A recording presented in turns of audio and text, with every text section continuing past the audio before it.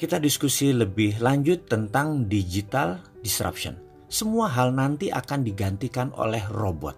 Apa yang bisa mekanik dan elektrik pasti diganti robot. Jadi manusia semuanya nanti bisa digantikan oleh AI. Artificial Intelligence. Disrupsi digital ini akan banyak menelan bisnis bergaya tradisional. Bayangkan gerakan digital disrupsi ini seperti gerakan vortex, yaitu gerakan baling-baling pesawat. Baling-baling itu kalau muter makin kencang dan makin banyak dayanya, makin melumat putarannya ke dalam. Ini gambaran industri. Mana yang makin ke tengah, mana yang makin mendekat dengan titik lumatan, makin hancur-hancuran bisnis itu. Pertama yaitu Google dan Facebook. Mereka adalah industri yang paling cepat mendisrupsi sekaligus paling cepat terdisrupsi. Dalam 10 tahun ke depan akan terjadi perubahan dalam dunia sosial media dan dunia search engine, di mana mungkin saja tetap Google yang memimpin, namun sudah bergeser jauh kefungsiannya dari saat ini. Kedua, media akan terdisrupsi yaitu media mainstream. Kompas, Femina, Jawa Pos, RCTI, TVRI tidak tahu lagi sampai kapan. Namun di tahun 2030 rasanya semua itu menjadi dinosaurus, hilang. Contoh saat ini ya, Net TV itu tiba-tiba melay-off banyak karyawan. Persaingan mereka itu dengan individu yang asetnya minim. Bayangkan Net TV itu asetnya heavy sekali dalam overhead. Dan bagi perusahaan, overhead yang besar itu adalah kanker bagi perusahaan. Dibandingkan dengan apa? Dibandingkan dengan Ria Ricis, ya jelas aja penontonnya lebih banyak Ria Ricis. Kenapa? Karena lebih disenangi saat ini. Bayangkan, Net TV itu investasinya 3 triliun untuk dapat viewer 1 juta per hari. Channelnya Bosman Mardigu itu 1 juta juga viewernya per hari. Dari YouTube, IG, dan FB. Modalnya berapa? Kecil sekali. Atta Halilintar per hari itu 7 juta viewer. Deddy Corbuzier itu 6 juta viewer. Raffi dan Gigi itu 10 juta viewer per harinya. Modalnya nggak sampai semiliar. Bubrah itu semua media mainstream. Apalagi nanti waktu 5G hadir di Indonesia tahun 2020 dan 2021.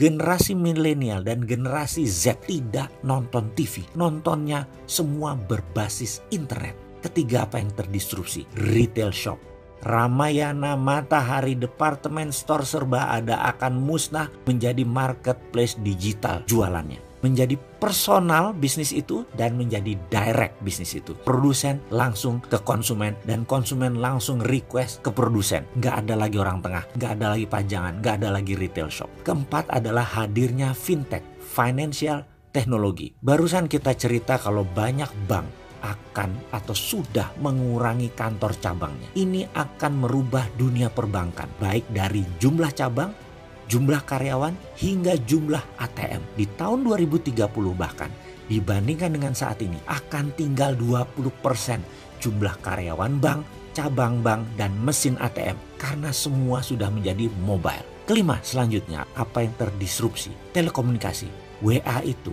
akan melibas semuanya. Telkom akan berubah landscape-nya. Kenapa? Karena mendadak komunikasi menjadi semuanya gratis. 5G nanti bisa gratis. Dan kalau Telkom mengadopsinya telat, baru 2045, Singapura sudah mengadopsinya sekarang, maka di tahun 2021 telepon kita bisa 3. Salah satu teleponnya adalah Singtel. Karena kita nggak bisa tahan lagi udah pakai satelit. Semua wilayah Indonesia di cover dan gratis. Mampus itu Telkom. Tapi itu adalah bisnis yang terjadi bahwa telekomunikasi akan terdisrupt kalau tidak cepat-cepat melakukan perubahan game changing.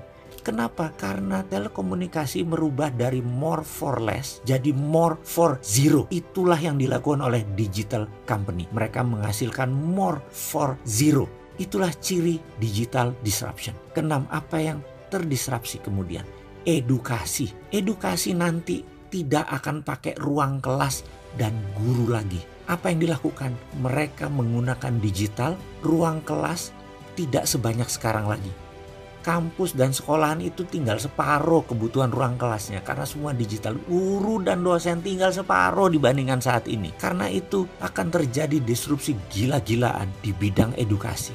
Dan ini akan membuat shock. Kuncinya sekali lagi, dalam digital disruption, cirinya adalah kita menghasilkan layanan yang more for less. Jadi produknya 10 kali lebih bagus dari yang existing. Tapi 10 kali lebih murah dari produk yang existing juga. Kalau itu sampai terjadi, maka industri akan digoncang oleh layanan more for less dan more for zero.